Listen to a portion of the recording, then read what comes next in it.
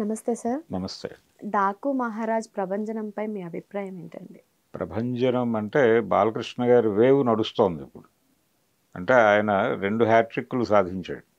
ఒకటేమో ఎమ్మెల్యేగా మూడోసారి గెలిచాడు ఆయన హిందూపూర్ నుంచి. రెండోది ఇండస్ట్రీకి సంబంధించి వరుసగా 3 పెద్ద హిట్లు కొట్టాడు ఆయన.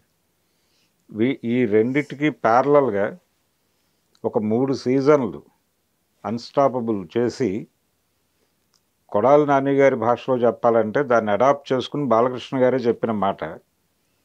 భారతదేశంలో జరిగినటువంటి టాక్ షోస్ అన్నిటిలోకి ఇది అమ్మమ్మ ఊరు లాంటిది అనేసాడు ఆయన వేదిక మీద. నిజానికి ఆ మాటకి పేటెంట్ హక్కులు కొడాలి నానివి. ఓకే. అయితే ఈయన వాడేసాడు అది. సో అది కూడా ఒక సక్సెస్ కిందే చూడాలి. కాబట్టి ఇన్ని సక్సెస్ల మీద ఉన్నాడు ఆయన. సో ఆయనకు సంబంధించిన ఏదైనా సరే రిసెప్షన్ విపరీతంగా ఉంది ప్రపంచంలో. ఆయనకు సంబంధించిన ఏ విషయమైనా వినటానికి కానీ చూడటానికి కానీ ప్రపంచం సుముఖంగా ఉంది. ఇది చాలా అరుదుగా సంభవించేటువంటి వ్యవహారం. అది ఇప్పుడు బాలకృష్ణ గారి చేతుల్లో నడుస్తోంది. అందుకని డాకు మహారాజ్ అనేటువంటి టైటిల్ పెట్టగలిగారు వాళ్ళు. ఓకే. ఏమిటి డాకు మహారాజ్ అంటే? డాకు అంటే ఏమిటి అని చర్చలు జరిగినాయి. డాకు అంటే ఏమీ లేదు, దొంగ అనే, బందిపోటు అని. బందిపోటు మహారాజ్. బందిపోటు అనే టైటిల్తో వీరి తండ్రి గారు ఒక సినిమా చేశారు. ఏది? బందిపోటు సినిమా ఉంది రామారావు గారిది, విఠలాచార్య గారి డైరెక్షన్లో. సూపర్ హిట్ సాంగ్స్ ఉన్నాయి దానిలో. ఇప్పుడు అదే టైటిల్ ఈయనకు పెట్టారు. అంటే అక్కడ బందిపోటుకి ఇక్కడ బందిపోటుకి పోలికలు ఉంటాయి. అక్కడ బందిపోటు విప్లవకారుడిగా కనిపిస్తాడు. ఆ సినిమాలో సీరియస్ పొలిటికల్ క్రిటిసిజం కూడా ఉంటుంది. బందిపోటు సినిమాలో దొంగతనాలు చేస్తూ, అంటే రాజుగారి ద్వారా సాయం అందాల్సినటువంటి ప్రజలకి ఆ సాయం అందని పరిస్థితుల్లో తాను ఎవరైతే ఆ సంపదని, జనాలకు అందాల్సిన సంపదని దోచేసుకుంటున్నారో వాళ్ళని దోచి అది ఎవరికి అందాలో వాళ్ళకి అందజేస్తాడు. ఎన్టీఆర్ని పట్టుకుని అక్కడ నిలబెడతారు రాజుగారి దివాణంలో. నిలబెట్టినప్పుడు ఆయన చెప్పిన డైలాగ్స్ విపరీతంగా పాపులర్ అయినాయి ఆ రోజుల్లో. ఆ సినిమా హిట్కి కారణం అవే. కాబట్టి అలాంటి ఒక పోలిక ఉంది ఈ క్యారెక్టర్తో. అయితే చాలామంది ఒక కోణంలో వెళ్తున్నారు.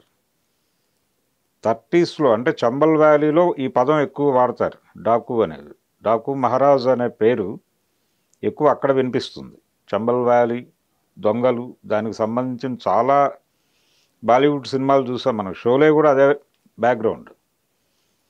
అమితాబ్ బచ్చన్ గారి సూపర్ హిట్ సినిమా షోలే కూడా చంబల్ వ్యాలీలో జరిగేటువంటి ఒక, అంటే దొంగలకి గ్రామస్తులకి మధ్య జరిగేటువంటి ఒక ఘర్షణ ఆ సినిమా. అయితే ఇక్కడ మాన్సింగ్, డాకు మాన్సింగ్ అని ఒక క్యారెక్టర్ ఉంది. రియల్ క్యారెక్టర్ అది. ఆ రియల్ క్యారెక్టర్ 1930 నుంచి మొదలుపెట్టి 1955 వరకు ఆయన దొంగతనాలు చేశాడు అక్కడ చంబల్ వ్యాలీలో. ఈ దొంగతనాలు చేస్తున్నటువంటి సమయంలో ఆయన గురించి సమాచారం సేకరించడానికి కొంతమంది పోలీస్ అధికారులు మారువేషాల్లో తిరిగారు అక్కడ. ఆ తిరిగిన వాళ్ళలో సుబ్బారావు అనేటువంటి ఒక ఆఫీసర్ కూడా ఉన్నాడు. ఆయన ఒక ఊళ్ళో ఈయన ఈ పంచాయతీ అధికారుల్ని వాళ్ళనే కూర్చోబెట్టి మాట్లాడుతున్నాడు. ఎవరు? మాన్సింగే, డాకు. మాట్లాడుతుండగా విన్నాడు ఇతను జనంలో ఉండి మారువేషంలో. విని అతను ఇచ్చినటువంటి నివేదిక ఏంటంటే, ఇతని మీద రకరకాల కథలు ప్రచారంలో ఉన్నాయి, ఇతను చాలా దుర్మార్గుడు, దొంగ, అది ఇది అని. కానీ వాస్తవం అలా కనిపించటం లేదు నాకు. అతను చాలా హంబుల్గా ఉన్నాడు, చాలా విషయ పరిజ్ఞానంతో మాట్లాడుతున్నాడు, గ్రామీణ ప్రజలకు ఏం కావాలో అవి చెయ్యండి అని మాట్లాడుతున్నాడు అధికారులతో. అది చేయటానికి ఏమైనా ఆర్థికపరమైన ఇబ్బందులు ఉంటే నేను సపోర్ట్ చేస్తానని మాట్లాడుతున్నాడు. కాబట్టి అతని గురించి మన దగ్గర ఉన్న పిక్చర్ వేరు, ఇక్కడ ప్రజలలో ఉన్న పిక్చర్ వేరు. ప్రజలు అతన్ని చాలా గొప్పగా చూస్తున్నారు. నిజానికి అతనికి విగ్రహాలు ఉన్నాయి ఇప్పటికీ చంబల్ వ్యాలీలో. కాబట్టి ఒక మానవీయ కోణం, రాబిన్ హుడ్ క్యారెక్టర్ వినుంటారు మీరు. విన్నారా చిన్నప్పుడు? రాబిన్ హుడ్ అనేటువంటి క్యారెక్టర్ అంటే పెద్దల్ని కొట్టి పేదలకి పంచిపెట్టేటువంటి క్యారెక్టర్ అది. ఓకే. దాదాపు రాబిన్ హుడ్ ఇమేజ్ ఉంది అతనికి అనేది వీళ్ళు ఇచ్చిన నివేదిక ప్రభుత్వానికి.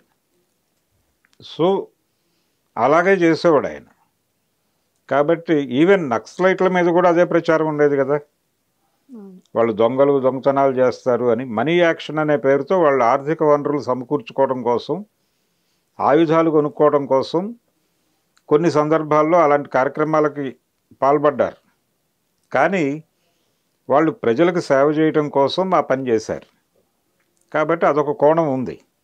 వీటన్నిటినీ మిక్స్ చేసి ప్రజలకి ప్రభుత్వం నుంచి అందవలసిన సహాయం అందని పరిస్థితుల్లో, ప్రజలు ఒక దౌర్భాగ్య పరిస్థితుల్లో ఉన్నప్పుడు వాళ్ళని ఆదుకోవడం కోసం తాను స్వయంగా రంగంలోకి దిగి దాన్ని ఎస్టాబ్లిష్ చేస్తూ ఒక డైలాగ్ ఉంది ఆ ట్రైలర్లో, మొన్న రిలీజ్ అయినటువంటి డాకు మహారాజ్ ట్రైలర్లో. రాజ్యం లేని రాజు చేసేటువంటి యుద్ధం అని, గండ్రగొడ్డలి పట్టినటువంటి యమధర్మరాజు అన్నారు. అంటే సాయుధ పోరాటం చేస్తున్నటువంటి ఒక సామాన్యుడు అనే సెన్సే ధర్మాన్ని నిలబెట్టడం కోసం అనివార్యంగా గండ్రగొడ్డలు పట్టుకున్నాడు అనివార్య పరిస్థితుల్లో అని ఆ క్యారెక్టర్ని ఎస్టాబ్లిష్ చేశారు. రెండోది, ఆయన ఇప్పుడు ప్రజాస్వామ్యంలో ఎవరు? ప్రజలు ప్రభువులు. కానీ ప్రజలు ప్రభువులుగా ఉన్నారా? లేరు. కేవలం కాగితం మీదే ఉన్నారు.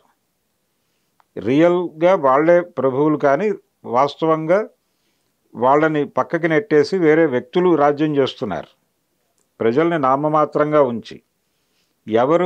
ఎవరైతే ప్రభువులో వాళ్ళకి తగిన ప్రాధాన్యత కల్పించటం కోసం ఇతను యుద్ధం చేస్తున్నాడు అనే సెన్స్ ఏది ఆ డైలాగ్ వెనకాల. రాజ్యం లేని రాజు యుద్ధం చేస్తున్నాడు అనే సెన్స్లో ఎవరైతే నిజమైన ప్రభువులో వాళ్ళను నిజమైన ప్రభువులుగా నిలబెట్టడం కోసం యుద్ధం చేస్తున్నాడు ఇతను అని. అందుకని రకరకాల పోలికలు ఉన్నాయి దీనిలో. ఎన్టీఆర్ బందిపోటు దగ్గర నుంచి మొదలు పెడితే, ఈ మాన్సింగ్, డాకు మాన్సింగ్ దగ్గర నుంచి మొదలు పెడితే చంబల్ వ్యాలీ వ్యవహారం, ఇదంతా కూడా సినిమాలో ఒక బ్లాక్గా ఉండబోతోంది. డాకు మహారాజ్ ఈ సినిమాకి ఇంకా చాలా టైటిల్స్ అనుకున్నారు వాళ్ళు. ఈ అనుకున్నటువంటి టైటిల్స్లో ఇది యాప్ట్గా ఉందనుకున్నారు. ఓర్మాస్ అనేటువంటి టైటిల్ కూడా అనుకున్నారు వీళ్ళు. అనుకున్నారు, బయటకు చెప్పారు. తర్వాత ఇంకొకటి సర్కార్ ఇంకేదో పేరు పెట్టి అదొకటి సర్క్యులేట్ అయింది. అంటే ఒక ప్రభుత్వ ఉద్యోగి అక్కడ ఏమీ చేయలేని పరిస్థితుల్లో ప్రజలకి ఒక రివోల్ట్ ఆలోచన చేసినప్పుడు ఇతనికి ఎక్కడో ఆ రెఫరెన్స్ ఉండొచ్చు. అట్లా ఈ సినిమా చాలా అంశాల చుట్టూ తిరుగుతుంది. ఒక రకంగా పొలిటికల్ కంటెంట్ ఉంది ఈ సినిమాలో అనేది ఈ సినిమా ప్రారంభమైనప్పుడే ఒక ఫిల్లర్ వచ్చింది జనాల ముందుకి. అందుకని బాలకృష్ణ గారు దీన్ని ఎన్నికల ముందే కంప్లీట్ చేసి రిలీజ్ చేస్తే మంచిది అని కూడా అన్నాడు ఆ రోజుల్లో. కానీ కాలేదు. వాళ్ళ ఒరిజినల్ ప్లాన్ ఎలక్షన్ కంటే ముందు రిలీజ్ చేయాలని. కానీ ఫైనల్గా ఇప్పుడు సంక్రాంతి రేస్లోకి వస్తోంది ఈ సినిమా.